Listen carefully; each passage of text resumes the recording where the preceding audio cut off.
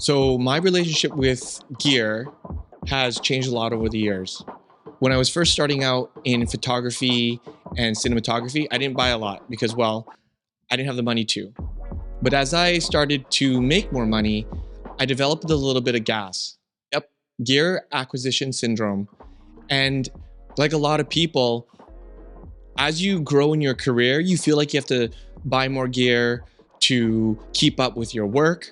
But in fact, for me, I felt like as I got more gear, it started to inhibit my creativity a little bit because I was worried more about what I was going to use rather than what I was going to make. So right now, I figured I would talk about the essential gear for someone who wants to have a minimal setup when they are starting their photography, cinematography, or YouTube journey. So let's get started. The first thing that you're obviously going to need is a camera. And while there are so many options out there, I would say the camera that you should pick is one that you can grow into. Something like a Sony ZV-1F is great, but it's a fixed lens camera. It's a point and shoot. That's a great camera. And if that's all you can afford, then you should get that.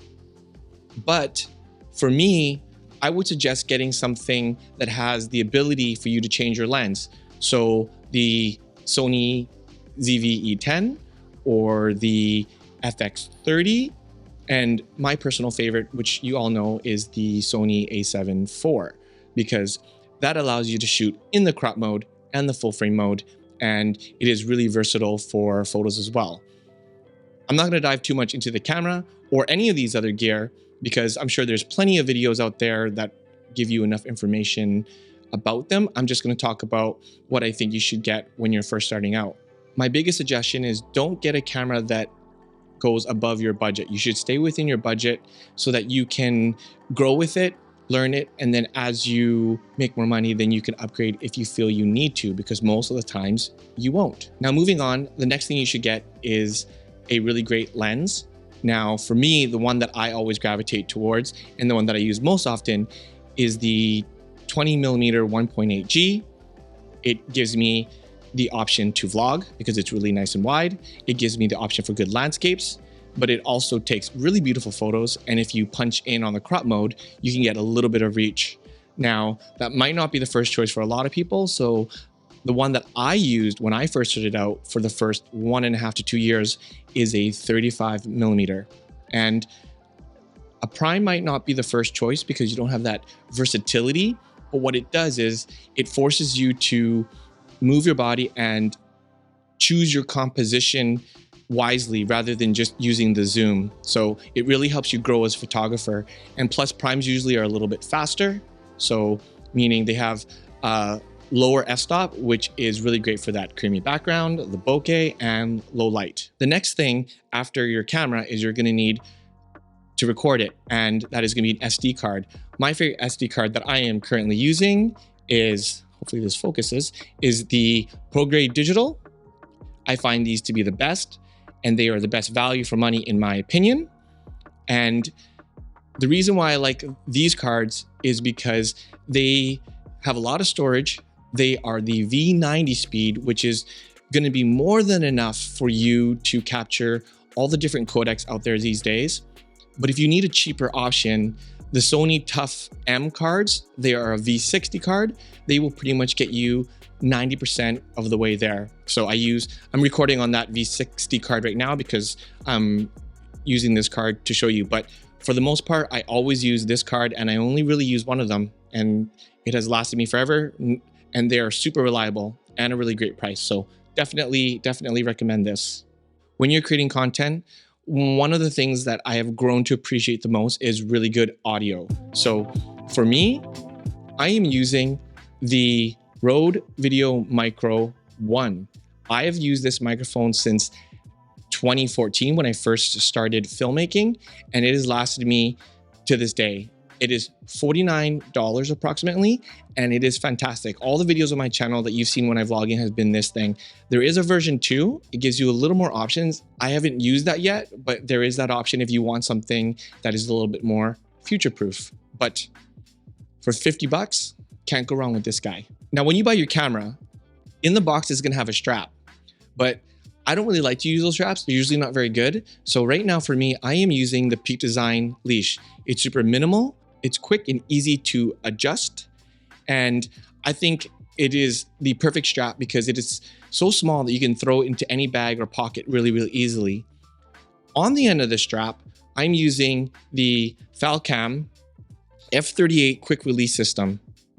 And I've talked a lot about why I like this, and I have a video about it, but on all my cameras, I have their quick release plate, so I can snap this on and off really easily. Now for me, when I'm out and about and I'm shooting, I like to have it right on my hip, but before I had the quick release, I would always have to take it off my shoulder, and then it would take me longer to get set up on my shots, but now I just slide it out and I'm ready to go. If you're gonna be creating content and you wanna be versatile, the other thing that is extremely helpful, and also one of the first things that I bought, was the Manfrotto Pixi, this little guy right here. And this little tripod is really great because I also put one of the Falcam quick release plates on here. So again, I can go from the strap to this thing extremely fast. So really useful. In a lot of situations, people will vlog with just the camera, but when they need to put it down to do a little talking bit, there's nowhere to put it down. So you really do need to use one of these. I love this thing. I've had it forever and it's been really great, super minimal. I am interested to try the new Mantis Pod 2.0 from PGY Tech because I think that one is going to be even more helpful because you can hang it on things because of that hook. So I definitely will try the new PGY Tech and let's see if it can take the place of this guy. Now, usually when you're creating all this content, a lot of the times when you're vlogging and you're traveling, you need to clear your card. So one of the essential things that you definitely need, and something that I purchased right from the get-go, is one of these little SSD drives. It can be any SSD drive, but I find that the Samsung T7 is super fast and also the best value for money. Now, if you have a large storage SSD on your laptop, then you're usually good. But oftentimes, some people like to get something that's a little smaller because MacBooks can have really expensive SSDs when you're buying it in the computer. And these guys, you can find them on sale super easy. And again, really reliable, really good. Totally recommend it. Now, next, ND filters. A lot of people know what they are. A lot of people don't know what they are. But essentially, these ND filters are essential if you want to follow the 180-degree shutter rule. If you don't know what that is, put it into YouTube. There are so many videos talking about it. But essentially, that rule helps you keep the realistic motion blur that your eye sees and gives you a more cinematic look for your B-roll sequences or your filmic sequences, your short films. You definitely need one, and especially when you're shooting outside. Having said that, if you're mainly in the vlog game, you can just break that rule and it doesn't matter. I've done it plenty of times when I didn't have my ND filter. But if you're gonna buy an ND filter, get a good one. The Pulla Pro one by Peter McKinnon, obviously amazing, but I'm using the Moment ones right now. They are great value for money and I've never had an issue with them and I love them. So check these ones out. A little bonus thing that I'm going to mention quickly here is a case, because over time you will start to collect a few filters, different strengths of NDs, or maybe a mist filter or a UV filter or a polarizing filter, and you just want to get one of these. This is my favorite. It's super minimal. It fits in every backpack, super easy. It's color coded so you can see quickly which filter is what, and not very expensive. So definitely recommend this one. Something that isn't very sexy, but very essential, is a tripod. And the one that I'm using, which I'll cut to some B-roll because I'm using it right now, is the Peak Design tripod.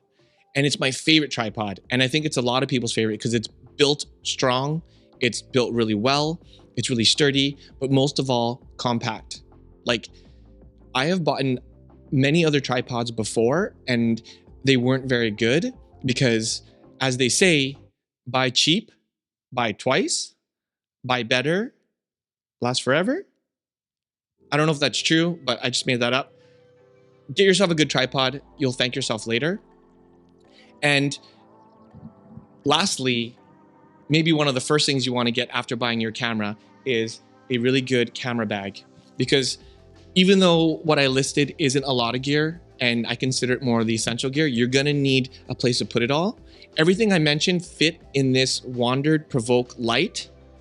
It is only, I believe it's only like a 17-liter bag, but it's minimal.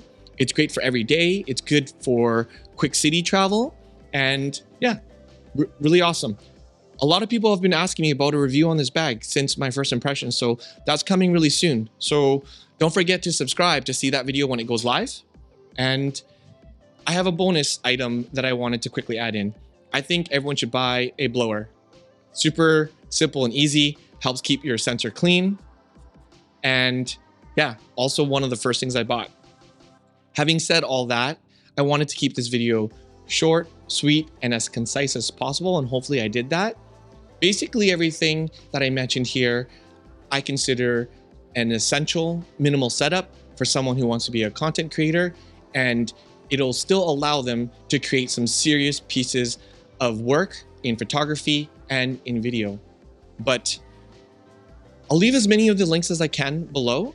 And if you are in need or wanting to upgrade or looking to start and you need some gear, it would be really helpful if you use the affiliate links below. And that would be really appreciated. It would help out this channel a lot. But that's pretty much it for me. Thank you very much for watching. Like, subscribe, and we'll see you in the next one. So happy creating. And as always, live passionately and stay inspired. Bye.